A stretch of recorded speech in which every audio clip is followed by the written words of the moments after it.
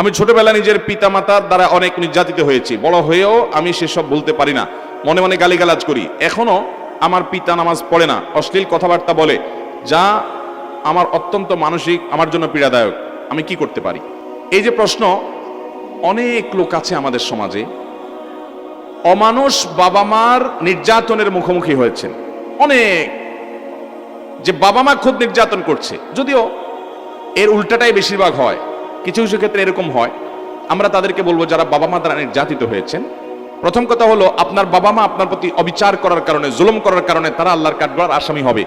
অনেক বাবা মা মনে করে কি যে আমি তো বাবা মা হয়ে গেছি, বিধায় সন্তানদের প্রতি যা খুশি তা করতে পারবো, আমার তো বোধহয় কোনো বিচার হবে না। মনে রাখবেন, সন্তান যদি বাবা মার হক নষ্ট করে তাদের যেমন বিচার হবে, ঠিক একইভাবে বাবা মা যদি সন্তানের হক নষ্ট করে তাদেরও বিচার হবে কি হবে না? আপনি সন্তানকে ভরণ পোষণ দেন নাই, জুলুম করেছেন, গালিগালাজ করেছেন, অত্যাচার অবিচার করেছেন, বৈষম্য করেছেন, একজনকে দিয়েছেন অন্যকে দেন নাই, আপনারও বিচার হবে। অতএব কোনো বাবা মা যদি অন্যায় করে থাকে, সন্তানদেরকে আমরা বলবো আপনার বাবা মার অন্যায়ের কারণে আল্লাহ বিচার করবেন, আপনি গালমন্দ করে নিজের আমল নষ্ট করবেন না। তবে বাবা মার প্রতি সদাচরণ করার আপনার পক্ষ থেকে চেষ্টা করবেন যে আমার দায়িত্বটা আমি আদায় করবো। তিনি ত্রুটি করেছেন, তিনি আল্লাহর কাছে দায়ী থাকবেন। এটা কঠিন, কিন্তু আপনাকে সেই কাজটা করার চেষ্টা করতে হবে। এরপরে প্রশ্ন হলো, আমাদের মসজিদে কিছু লোক দান করে দাবি করে যে আমরাই মসজিদ নির্মাণ করেছি। এরকম দাবি করলে মসজিদে নামাজ জায়েজ হবে কিনা? মসজিদ হবে আল্লাহর জন্য। যত হাদিসে মসজিদ নির্মাণের ফজিলত বলা হয়েছে সেখানে সব জায়গায় এই কথা বলা হয়েছে, মান বানা লিল্লাহি মাসজিদা, যে ব্যক্তি আল্লাহর জন্য কোন মসজিদ নির্মাণ করবে। অতএব মসজিদ নির্মাণ হবে কার জন্য? এখন আমাদের দেশে অনেকে মসজিদ বানায় ফুটানির জন্য, নাম কাম জাহির করার জন্য। অমুকের ছেলে মসজিদ বানাইছে, অমুকের বাড়ির সামনে মসজিদ হয়েছে। কোন মসজিদ কমিটিতে আপনি হয়তো আসেন, কোনো কারণে গন্ডগোল লাগছে, আপনাকে সেক্রেটারি সভাপতি বানায় না, আপনি যে আরেকটা মসজিদ বানাইছেন, আছে না নাই? এইসব উদ্দেশ্যে মসজিদ আলাদা করা, মসজিদ ভেঙে ফেলা, আরেকটা মসজিদ নির্মাণ করা, এটা জায়েজ। মনে রাখবেন, এরকম মসজিদ নির্মাণ করে সবের পরিবর্তে গুনাহ হতে পারে। মসজিদ হবে শুধু আল্লাহকে খুশি করার জন্য। অনেক এলাকায় আজকে মসজিদ হচ্ছে প্রয়োজন ছাড়া। একটা মসজিদে আছে মুসল্লি পুরে না, মসজিদের মধ্যে পাশেই আরেকটা মসজিদ বানাচ্ছে। কেন? কারণ ওনারা নিজেরা কমিটির সদস্য হবেন, নেতাগিরি করবেন, সেখানে তারা হয়তো তাদের বাড়ির সামনে মসজিদ করবেন। এই সমস্ত উদ্দেশ্যে মসজিদ করলে সেটা কারণে কোনো সওয়াব পাওয়া যাবে না। তবে মুসল্লিরা সেখানে নামাজ পড়লে তাদের নামাজ হয়ে যাবে। কেউ যদি না মসজিদ বানায় গর্ব করে না আমাদের মসজিদ আমরা নির্মাণ করছি, মুসল্লিদের সাথে এরকম কথা বলে, তাহলে এটা তার ইখলাস নাই, আল্লাহকে খুশি করার জন্য করে নাই। তার প্রমাণ আল্লাহর জন্য দান করার পর সেটা আপনি মানুষের কাছে জাহির করতে যাবেন, এটা আল্লাহকে দিয়ে দিয়েছেন, আপনার এখানে কোনো কথা নাই। অতএব আপনি যদি সেটা নিয়ে আবার গাল গল্প দেন, গর্ব করেন, অহংকার করেন, তাহলে মুসল্লিদের নামাজ হয়ে যাবে, কিন্তু যারা এরকম করবে তারা পাপিষ্ঠ এবং গুনাহগার।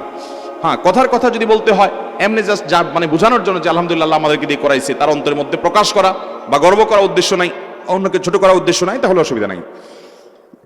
এরপরে প্রশ্ন হলো, আমার 5 জন বোন, আমি একমাত্র ভাই। 5 জনের মধ্যে একজনের বড়। আমাদের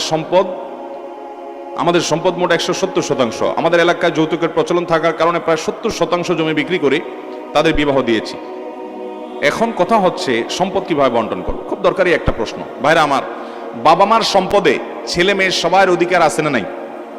কোরআনে আল্লাহ তাআলা সবার অধিকার বর্ণনা করেছেন না?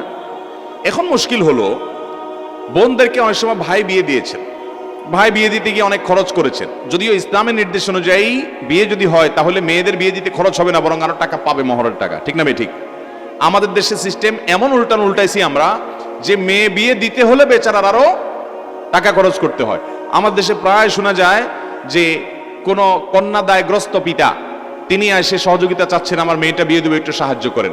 অথচ হওয়ার কথা ছিল উল্টা, কোন ছেলে বলবে যে আমি বিয়ে করব, মহরের টাকা না, আমার একটু সাহায্য করেন। হওয়ার কথা ছিল সেটা। এখন যারা ছেলে হয় তারা এমন এক বীর বাহাদুর হয় যে তাদের কোনো টেনশন নাই, টেনশন সব মেয়ের বাবার। আরে ভাই, মেয়ের বাবা তো আস্ত একটা মেয়েকে ছোট থেকে বড় পর্যন্ত করেছে, এর পিছনে লক্ষ লক্ষ টাকা খরচ করেছে। মেয়েটাকে তুলে দিয়ে দিবে ছেলের বাড়িতে। এই ছেলে মেয়ে নিতে হলে অনেক মূল্য দিতে হবে, তাকে ওয়ালিমা খাওয়াতে হবে, তাকে মহর পরিশোধ করতে হবে, মেয়ের বিয়ের বাজার করতে হবে, শ্বশুর বাড়িতে মিষ্টি নিতে হবে, তার অনেক কাজ আছে, খরচ আছে। আর মেয়ের বাপের তো কোনো খরচ নাই, সে তো মোচে তাও দিয়ে বসে বসে খাবে, মহরের টাকা নিবে। হওয়ার কথা ছিল এটা, আমরা এটাকে উল্টায় ফেলেছি, যার কারণে মেয়ে বিয়ে দিতে উল্টা মেয়ের বাবাকে মানুষের কাছে হাত পাততে হয়, গরিব মানুষদেরকে। ঠিক না বে? ঠিক। এই সমাজের অপসংস্কৃতি আমাদেরকে রুখতে হবে ভাইরা আমার। শুধুমাত্র নামাজ কালাম পড়ে আল্লাহর কাছে নাজাত পাবেন না। আপনি বিয়ে করেছেন, শ্বশুর বাড়ি থেকে যৌতুক নিয়েছেন, কৌশলে ছলে বলেন যে শ্বশুর খুশি হয়ে দিয়েছে। খুশি হয়ে আমাকে তো দেয় না, আপনাকে কেন দেয়? আপনার শ্বশুর খুশি হয়ে আপনাকে যে খাট কিনে দিছে, কই আমাকে তো একটা খাট দিল না যে হুজুর আপনারা খাট কিনে দিই। আচ্ছা আমি না হুজুর, মানুষ আমাকে দিবে, আর অন্যদেরকে তো দেয় না। ভাইরা আমার, এগুলা কৌশলে বলে যে শ্বশুর বাড়ি খুশি হয়ে দিছে, ওনাদের মেয়েকে ওনারা দিছে। অনেক ছোট লোক আছে মেয়ের বাপরে বলে আমাদের কিছু দেওয়ার দরকার নাই, আপনার মেয়েকে আপনি খুশি হয়ে যা দেন। বলে কি বলে না? আপনার মেয়েকে আপনি খুশি হয়ে যা দেন। আরে ভাই, আমার মেয়েকে আমি খুশি হয়ে কি দেব কি দেব না, তোমার মাথা ব্যথা কেন এটা নিয়ে? লক্ষণ খারাপ। যে সমস্ত অমানুষ, যে সমস্ত ছোট লোক, অনেক নামাজি কালায় মানুষ আছে, এই লম্বা দাড়ি, মাথায় টুপি আছে, ভালো করে শুনে রাখেন। অনেক মহিলা আছে, বৃদ্ধ মহিলা আছে, অনেক চাচিরা আছেন, কোরআন তেলাওয়াত করে, তাহাজ্জুদ পড়ে, তসবিহ হাতের থেকে রাখে না, সব ভালো কাজ করে, তার ভালো কাজগুলো প্রশংসার যোগ্য, ঠিক আছে। বাট ওই যে বৌমানে খোঁচা, এখন বলে মা তোমার আব্বারে বলো, তোমারই তো থাকবে এগুলা, স্বর্ণগয়না দিলে এগুলোকে আমরা নেব, আমরা তো দুনিয়া থেকে চলে যাবো, সব তো তোমাদেরই থাকবে।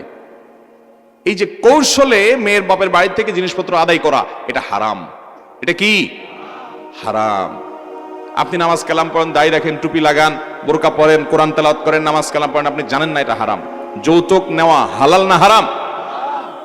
মেয়ের বাবা যদি মেয়েকে খুশি হয়ে কিছু দিতে চায়, এটা তার ব্যাপার। আপনি যদি কৌশলে খোঁচাখুচি করেন, বেশিরভাগ পরিবারে খোঁচাখুচি করে, আশেপাশে মহিলারা বলে তো বৌমা বাপের বাড়ি থেকে তোমার কি দিছে? তোমার বাপেরা কিছু দেয় নাই? আহারে। আবার অনেক ছোট লোক আছে মেয়েদেরকে কতভাবে কষ্ট দেয়, বলে যে তোমার বাপ ভাইরা একটু ফোনও দেয় না, আহারে একটু আসেও না, তারা খোঁজ খবরও নেয় না। আমার বাপ ভাই আমার খোঁজ খবর যদি না নেয়, আমার কষ্ট লাগবে, এটা আমার ব্যাপার, তোমার এত চুলকায় কেন? মনে রাখবেন, বৌমাদেরকে যারা ভাবে কষ্ট দেন, ভাবিদেরকে কষ্ট দেন, যে সমস্ত ননদেরা আশেপাশ থেকে, আপনারা জানেন না এটা আপনারা কবিরা গুনাহ করছেন। আপনারা কবিরা গুনাহ করছেন, আপনার কোনো আমল কুলাবে না, মানুষের হক নষ্ট করছেন। তার বাপ মা, তার ভাইরা যদি তার খোঁজ খবর না নেয়, তারা আল্লাহর কাছে গুনাহগার হবে। আপনি এই কথা বলে ভদ্র মহিলাকে কষ্ট দিবেন না, তার কষ্ট আরো বাড়াবেন না। আপনি বরং তাকে পারলে বুঝাবেন যে বৌমা, সব মানুষ একরকম হয় না, আরে তোমার বাপ ভাই খোঁজ খবর না নিলে কি হয়েছে, আমরা কি হারিয়ে গেছি নাকি? আমরা তোমার খোঁজ খবর নেবো ইনশাআল্লাহ। মানুষের মতো মানুষ হলে এরকম করবেন, আর অমানুষ হলে নোংরা চিন্তার মানুষ হলে খোঁচাখুচি করবেন, বলবেন তোমাকে তো তোমার বাপ ভাই খবর নেয় না। কেমন মানুষ তারা? অমানুষ তারা। ওই বেচারির এমনি মনে কষ্ট। ভাইরা আমার, পরকে আপন করার মতো কঠিন কাজ আল্লাহর জমিনে খুব কম আছে। আপনাকে যদি আমি দাওয়াত দিয়ে বলি আমার বাড়িতে গিয়ে 2-4-10 বছর থাকেন, খান, কাজ করবেন আর খাবেন, আপনাকে দূরে বেঁধেও আমি রাখতে পারবো না, কারণ আপনি নিজের বাড়িতে থেকে শান্তি পান। একজন মেয়ে নিজের বাপের বাড়ি ফেলে রেখে এসে আপনার বাড়িতে আসছে, আপনার চরিত্র হেফাজত করছে, আপনার বাড়িতে আপনার খেদমত করছে, কাজ করছে। ভাইরা আমার, বউরা যে সার্ভিস দেয়, আপনি যদি একটু নিজের বিবেককে জিজ্ঞাসা করেন, আরে আমি এটা উপমা দিচ্ছি শুধু বোঝার জন্য, আদার্স নিয়েন না বা ছোট করার জন্য না আমার বোনদেরকে। আপনার বাসায় একজন কাজের লোকও যদি থাকে, তাকে পেটে ভাতে খাওয়া দেওয়ার পর, খাওয়া থাকা দেওয়ার পর উল্টে আরো বেতন দিতে হয়, ঠিক না ঠিক? আপনার বউ আপনার যত সার্ভিস দিচ্ছে, আরে আপনার যে চরিত্রটা হেফাজত করছে, এটার মূল্য আপনি কিছু দিয়ে পরিশোধ করতে পারবেন কিনা? এরপরে আপনার বাসায় 24 ঘন্টা সে থাকছে, আপনার ছেলে মেয়েগুলো মানুষ করছে, তাদেরকে দুধ দিচ্ছে, দুধ পান করাচ্ছে, তাদেরকে গর্ভে ধারণ করছে, আপনার কাজ কাম করে দিচ্ছে, আপনার হেল্প করছে, আপনার মেন্টাল রিফ্রেশমেন্টের মাধ্যম হচ্ছে, আপনাকে প্রশান্তি দিচ্ছে যে আপনি বাহিরে নিরিবিলি কাজ করতে পারছেন, এত কিছু করছে। আরে আপনি যদি এটার বিনিময় দেন, তাহলে প্রতি মাসে বেতন দিয়েও তো কুলাতে পারবেন না। সেখানে বেতন তো নাই, একটু থাকে খায় বেচারি, এরপরে আবার তাকে খোঁচাখুচি করেন। এর চাইতে ছোট লোক, এর চাইতে নিকৃষ্ট লোক এবং স্বার্থপর খারাপ মানুষ আল্লাহর জমিনে হতে পারে না।